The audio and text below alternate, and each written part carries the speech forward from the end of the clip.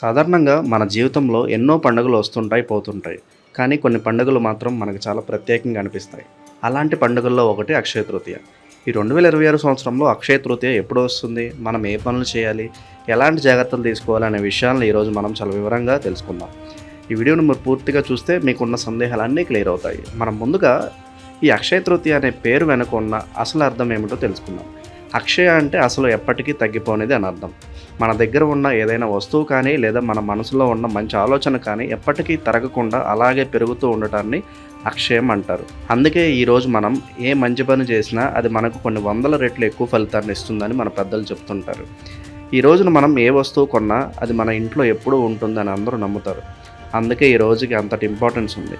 ఈ సంవత్సరం అంటే 2026లో అక్షయ తృతీయ ఎప్పుడు వస్తుంది అనే దాని గురించి చాలామంది కన్ఫ్యూజన్ ఉంది. క్యాలెండర్ ప్రకారం చూస్తే ఏప్రిల్ 19వ తేదీ మధ్యాహ్నం 1:30 తర్వాతే ఈ తిథి మొదలవుతుంది. కానీ మనం ఏ పండుగ అయినా సరే సూర్యోదయం సమయంలో ఏ రోజైతే ఆ తిథి ఉంటుందో ఆ రోజే జరుపుకుంటాము.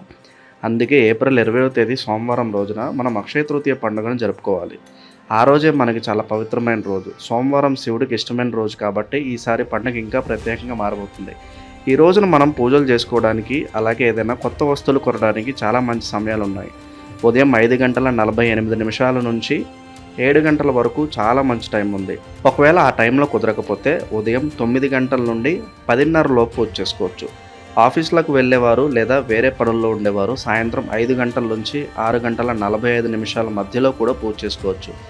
భక్తితో చేసే ఏ పూజ అయినా సరే ఆ దేవుడు తప్పకుండా తీసుకుంటాడు. మనసు ప్రశాంతంగా ఉంచుకొని వేడుకుంటే చాలు. అక్షయ తృతీయ వెనుక చాలా గొప్ప కథలు ఉన్నాయి. పూర్వం మన పురాణాల ప్రకారం చూస్తే ఇదే రోజున గంగా నది ఆకాశం నుండి భూమికి వచ్చిందని చెప్తారు.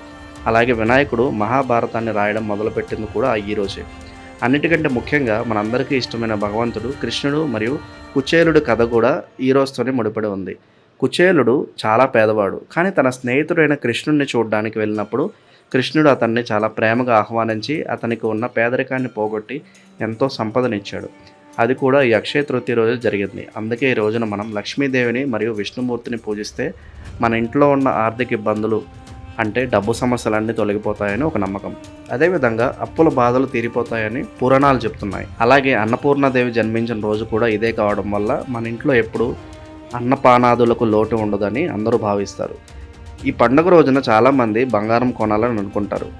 ఎందుకంటే బంగారం లక్ష్మీదేవికి ప్రతిరూపం అని మన వాళ్ళ నమ్మకం. అయితే ఇప్పుడున్న రోజుల్లో బంగారం రేట్లు ఆకాశాన్ని అంటుతున్నాయి.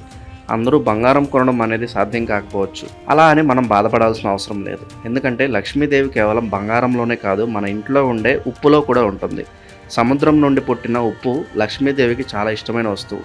అందుకే ఈరోజు మీరు ఒక చిన్న ఉప్పు ప్యాకెట్ కొని తెచ్చుకున్నా అది బంగారం కొన్నంత ఫలితాన్ని ఇస్తుంది. కొత్తగా కొన్న ఉప్పును మీ పూజా గదిలో పెట్టుకొని దానికి పూజ చేసి ఆ తర్వాత వాడుకుంటే మీ ఇంట్లో ఎప్పుడు ఐశ్వర్యం ఉంటుందని పెద్దలు చెప్తుంటారు.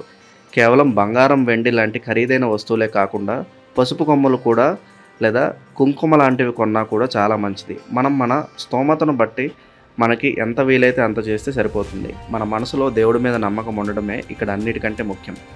పూజ చేసుకునే ముందు మన ఇంటిని శుభ్రం చేసుకోవడం గురించి కూడా మనం మాట్లాడుకోవాలి. ఏదైనా పండగ వస్తుందంటే మన ఇల్లు ఎంత శుభ్రంగా ఉంటే అంత మంచిది.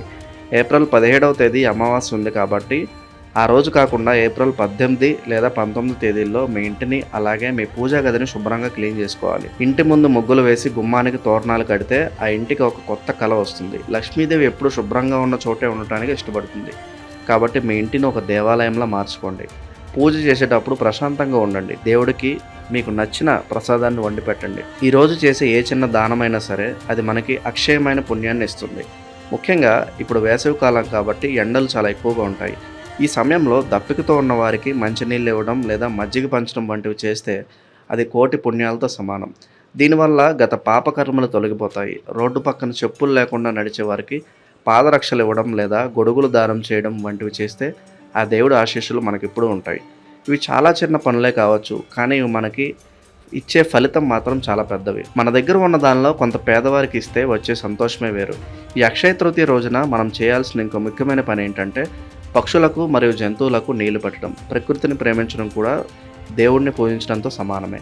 మీ ఇంట్లో మేడ మీద లేదా బయట ఒక గిన్నెలో నీళ్లు పోసి పెట్టండి. అవి తాగి ఆ పక్షులు పొందే తృప్తి మీకు ఎంతో సంతోషాన్ని ఇస్తుంది. అలాగే ఈ రోజున మనం మన ఇంట్లో ఉన్న పేదవాళ్ళ ఆశీస్సులు తీసుకోవడం కూడా చాలా ముఖ్యం. వారి దీవెనలు ఉంటే మనకు ఎలాంటి కష్టాలు రావు. అక్షయ తృతీయ అంటే కేవలం ఏదో వస్తువు కొన్నామా, పూజ చేసామని కాకుండా మన చుట్టూ ఉన్న వారికి సహాయం చేస్తూ మన మనసును కూడా శుభ్రంగా ఉంచుకోవడం అసలైన పండుగ. ఈరోజు మీరు చేసే ప్రతి మంచి పని మీ పిల్లలకు అలాగే మీ కుటుంబానికి భవిష్యత్తులో ఎంతో మేలు చేస్తుంది.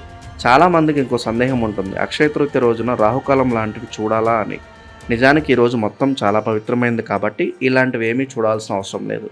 ఏ టైంలో అయినా సరే మీరు మంచి పనులు మొదలు పెట్టవచ్చు.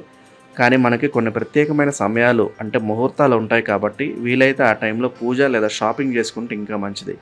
ఈ 2026 అక్షయ తృతీయ మీ అందరి జీవితాల్లో కొత్త వెలుగులు నింపాలని, మీరు కోరుకున్నవన్నీ నెరవేరాలని నేను మనస్ఫూర్తిగా కోరుకుంటున్నాను. బంగారం కొన్నా కొనకపోయినా మీ మనసును బంగారంలా ఉంచుకొని అందరికీ సహాయం చేస్తూ ఈ పండుగను జరుపుకోండి. లక్ష్మీ నారాయణుల కృప మీ మీద ఎల్లప్పుడూ ఉండాలని ఆశిస్తున్నాను. ఈ వీడియో మీకు నచ్చినట్లయితే లైక్ చేయండి, షేర్ చేయండి. ఇలాంటి మరిన్ని వీడియోల కోసం ఛానల్ సబ్స్క్రైబ్ చేసుకోండి. సర్వేజన సుఖినో భవంతు.